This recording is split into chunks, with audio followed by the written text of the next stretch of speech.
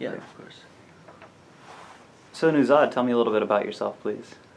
Well, my name is Nuzad Brifki. I've been in this country for almost my whole life. Came here as a child, so yeah. Went to graduate high school here, college, have my family and businesses here, and been part of here in this community, like I said, for almost my whole life. All right, could you tell me about your businesses that you have here, especially with the Kurdish population? Sure, so I do a few things. One of them is called the Kurdish Community of America, which is a local resource center, nonprofit organization, which helps the community if they are new to our area or just coming in from outside of the country. We try to provide resources and what is where and try to help out as much as we can. And on the sideline, I have a consulting company called Brifki Consulting, where I do taxes, immigration, business startups, and things like that. I'm also an author of a book called My Journey to America, so trying to promote that and trying to sell books. Could you maybe tell us a little bit about your experience coming over here and what you think the average experience of a Kurdish person coming to America, and maybe why those reasons are that they came to America? Well, there are many reasons why people come to this country, but you know, when it came to my experience was as a child. Different age groups face different experiences. From my experience, I came here when I was 7 to this country. I didn't speak one word of English. I came from a refugee camp where everything was scarce. Food, electricity, lifestyle, just the everyday basic needs of daily activity was not there at the camp. Being a child, not having a playground, and you know, this was all just really, it had an effect on me. And when I came to this country, feeling even more of a cultural shock, not speaking the language, in a total different area, and trying to blend in the community. So imagine that. So, like, what does your organization do, and like, what's the purpose?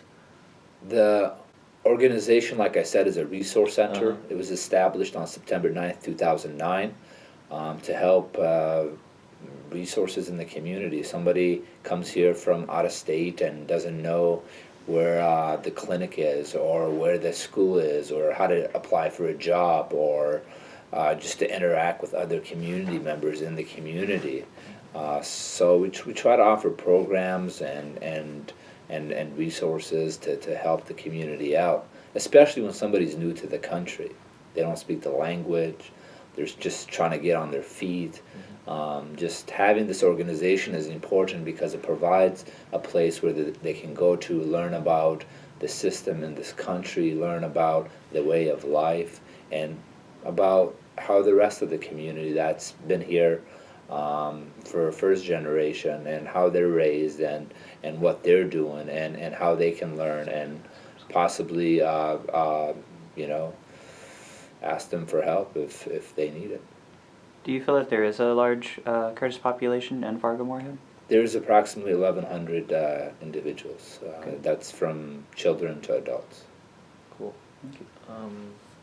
So you talked about kind of like the history of the organization. Like, where do you see this organization like in the future? Like, what's like the perspective? Running a nonprofit is a pretty tough gig. You gotta show why people would be interested in donating, or a foundation's why they want to give a grant to our organization. And having the Kurdish Community of America, having the Kurdish name in it, does not help. If I could have gone back and changed the name, I probably would have. But then again, I had to put the Kurdish name in there because a lot of people don't know who the Kurds are. There's over 40 million Kurds in this world that don't have a country of their own. Israel is only a population of 6 million, and they have the state of Israel. The Kurds were separated into 4 countries after the collapse of the Ottoman Empire during World War I, And ever since, they've been under oppression, under regimes where their language was banned, where their culture was banned, where opportunities for them were banned, where citizenship was banned, and they could not hold any political office. And the natural resources in their lands were being used and not being shared with the profits being made. So having the Kurdish community of America is a recognition of people saying, you know, who are Kurds? Because I get that question a lot. Who are the Kurdish people? Where do they come from? How long have they been in the United States? So it's kind of a double education. We're educating our community and at the same time the greater community. What challenges does the Kurdish community face, like locally and like even like in like a national like level? Mm-hmm. You know, I can't speak for the Kurdish community because every individual is like a computer. Every individual has downloaded the information that they want to see or perceive. But being of a Kurdish community, we're like any other community. We don't try to all, you know, have like Chinatown or Italian town. We're just, you know, we just live wherever, but we try to be close to each other just to visit each other, celebrate holidays together, and things like that, just to be a little connected. But I think when it comes to the Fargo-Moorhead community, a lot of those Kurds are from like small towns or villages, so they're afraid of taking risk and big steps because they were oppressed so much in Iraq, in Kurdistan region of Iraq, by the regime of Saddam, being bombed and so much that they face the poverty, the struggle, and just they're in their comfort zone and they don't want to disrupt that. And when their children try to do something, I think the parents try to discourage them, tell them, no, just don't do anything big, just go to work, come home, and chill out. So I think in our community, in the Fargo-Moorhead area, that's what I see. And again, that's my personal opinion. For other cities, I can't talk on behalf of the Kurdish community.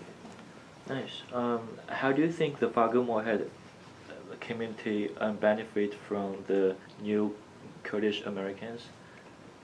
Sure, you know, I've been here for forever, but you know, a lot of newer families come here, especially after Operation Iraqi Freedom in 2003. A lot of those individuals worked with the U.S. military as interpreters and translators and guides and security personnel or whatever they were.